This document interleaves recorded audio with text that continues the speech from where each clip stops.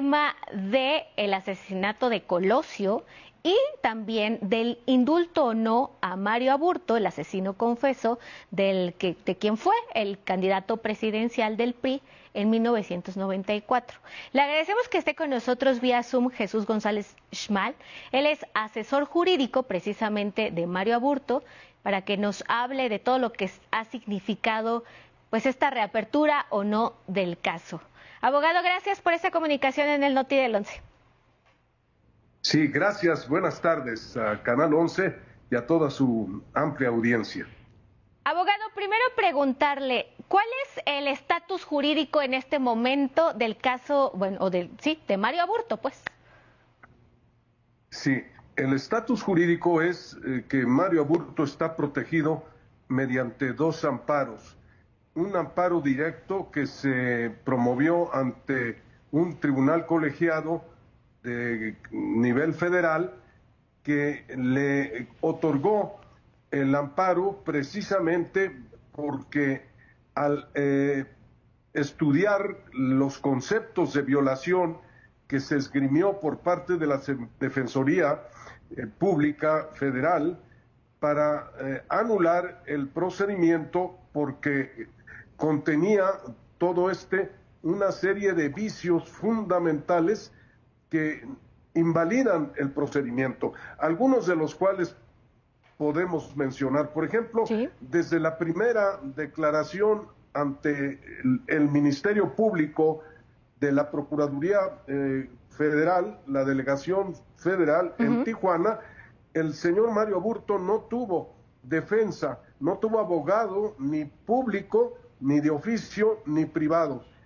A él se le sacaron las declaraciones no por parte del interrogatorio que pudiese haber hecho el Ministerio Público o la Ministerio Público, sino quien lo interrogó fue en realidad un señor Parra, que era el jefe de la Policía Federal asignado al distrito de Tijuana. Por lo tanto, desde el inicio del procedimiento hay una violación sustancial a y por lo mismo tiene o adolece del vicio de origen que se traslada al final. Hay una tesis jurisprudencial que se ha denominado precisamente el efecto corruptor del proceso. Es decir, cuando un proceso penal tiene un vicio de origen, de inicio, y no se purga, no se enmienda y se mantiene, entonces el procedimiento se sigue contaminando de ese vicio original y al final resulta un procedimiento nulo. Claro. Los tres magistrados, con toda sensatez, procedieron a introducirse, a estudiar analíticamente los 9 tomos que constituyen el expediente de Mario Aburto durante casi 30 años en que él ha estado recluido.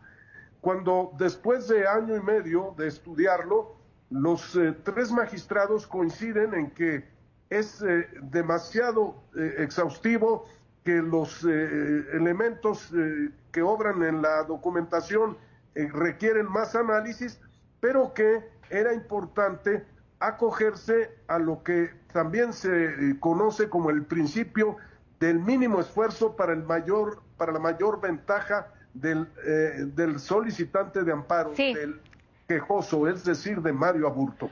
Fue así como los 3 magistrados llegaron a la conclusión que no era necesario seguir estudiando el expediente, aun cuando se podrían observar multitud de vicios y de irregularidades, sino bastaba con aplicar este principio para determinar que encontraron que en el procedimiento de inicio, primero se desahogó la averiguación ante una autoridad incompetente, que fue una Procuraduría Federal, cuando se trataba de un delito del orden común, es decir, del estado de Baja California. Abogado, y segundo, que cuando... Sí. Perdón, si me permite en términos no tan técnicos para poderle nosotros entender, Todas estas irregularidades que ustedes mencionan en el caso, incluso se ha señalado que Mario Aburto fue víctima de tortura, ¿podría abundar a que hubo alguien que evidentemente lo quiso inculpar? Es decir, todo el mundo en las calles dice o asegura que fue precisamente Carlos Salinas de Gortari quien mandó a matar a Colosio. Es decir, ¿estos vicios en el caso de Mario Aburto podrían apuntar hacia allá? Sí, el caso de Mario Aburto, todo obedece a que hubo una conspiración, pero ahorita no se trata de entrar al origen, eso sería una segunda parte. Por lo pronto, lo que es importante y lo que es materia del amparo es proteger a un hombre que ha estado recluido 30 años y que no tiene o no hay razón jurídica para que esté sometido a esa condición, y el amparo justamente borda sobre esos vicios del procedimiento. Ahora, la investigación que se abra una vez que se libere a Mario Aburto, ahí sí se podrá incidir en lo que usted señala: quién lo mandó matar, quién es el autor intelectual, quiénes fueron los que conspiraron para ese propósito y con qué móvil o con qué propósito. Pero ahorita lo urgente es hacer justicia a un hombre que está encarcelado sin razón, que eso es lo que en todo caso en el juicio de amparo se trata de probar, y se probó tan eficientemente como que se le practicó un protocolo de Estambul, que es la prueba técnica médica más avanzada en el mundo, para probar que sufrió una tortura desde que fue aprehendido el día de los hechos, en el minuto siguiente, coexistiendo con la aprehensión, los sucesos que ocurrían. De esta suerte, la tortura se prolonga por todo el procedimiento y anula el procedimiento totalmente. Claro, abogado, hace unos minutos nos hablaba de una persona que le hizo un interrogatorio de manera clandestina. Solo quiero preguntarle, no puedo dejarlo ir sin preguntarle, ¿no también lo interrogó o lo trasladó de forma clandestina Manlio Fabio Beltrones?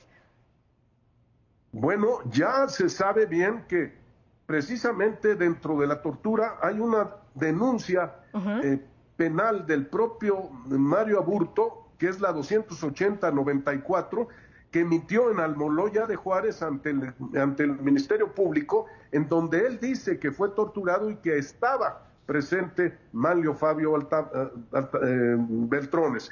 Ahí, pues, es uno de los elementos que se van armando en este rompecabezas, en donde ese día que lo torturaron, que lo bajaron de las oficinas de la Procuraduría Federal a la ribera del río Tijuana, ahí se le inyectó, se le asfixió, se le amenazó, incluso una amenaza incluso tan materializada como que le exhibieron la prueba desnuda de su madre, de su hermana y de sus dos hermanas, que estaban en un cubículo de la propia Procuraduría, y que le dijeron a Mario Aburto que sus hermanas y su mamá estaban allá, y que si él no accedía a lo que ellos querían que declarara, era evidente que iban a sufrir las consecuencias incluso de violación por parte de quienes las custodiaban. Ese es otro dato muy contundente. Claro. Abogado, por último, ¿ustedes como defensa aceptan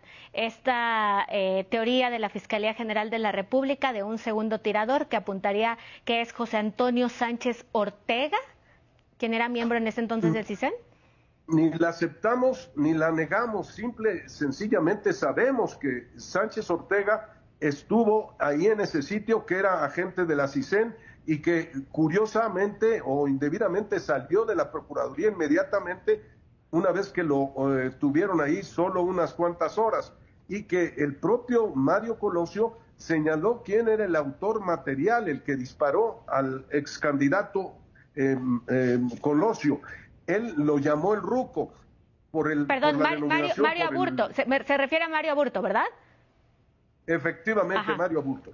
Él mismo señaló a este personaje, a este segundo tirador que ahora menciona la Fiscalía. No solo al segundo tirador, al primer tirador también, porque ahora se dice que se va a conseguir aprender al segundo tirador, pero que se va a confirmar que Mario Aburto fue el primero. Esta es una premisa falsa. Okay. Sí puede haber dos tiradores, pero uno de ellos nunca será Mario Aburto. Muy bien. Tras Abogado, lo que, adelante, adelante. sí, sí, tras de lo que se ha probado, como se llevó a cabo el procedimiento, es nulo de pleno derecho, es el efecto corruptor del proceso.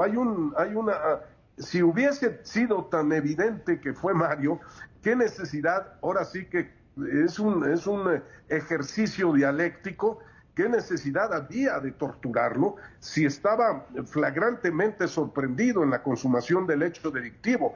Esta es de las pruebas que dice, se llama precisamente por contradicción, Okay. que van a asistirnos en el sentido de que, vamos, si el señor era el autor, ¿por qué no ahí con todos los elementos documentales fílmicos, inequívocos, perfectamente llevados a cabo, se probaba la responsabilidad? ¿Para qué? ¿Qué necesidad había entonces de incluso fracturarle la espina dorsal? Porque hoy por hoy, a 30 años de distancia, Aburto sigue teniendo una dolencia por las piedras, los golpes que le propiciaron a la hora de la captura. Entonces no se entiende, contrario sensu, ¿para qué se le para qué se le tortura si está realmente fácilmente revelable el que él es el autor? Este es otro efecto del principio de contradicciones, de prueba que se puede y que se está esgrimiendo ante los jueces amparistas. Abogado, le agradecemos esta comunicación y permítanos seguir en comunicación precisamente para seguir este proceso jurídico. Con todo gusto, Lisette. Que pasen buena tarde. Muy buena tarde.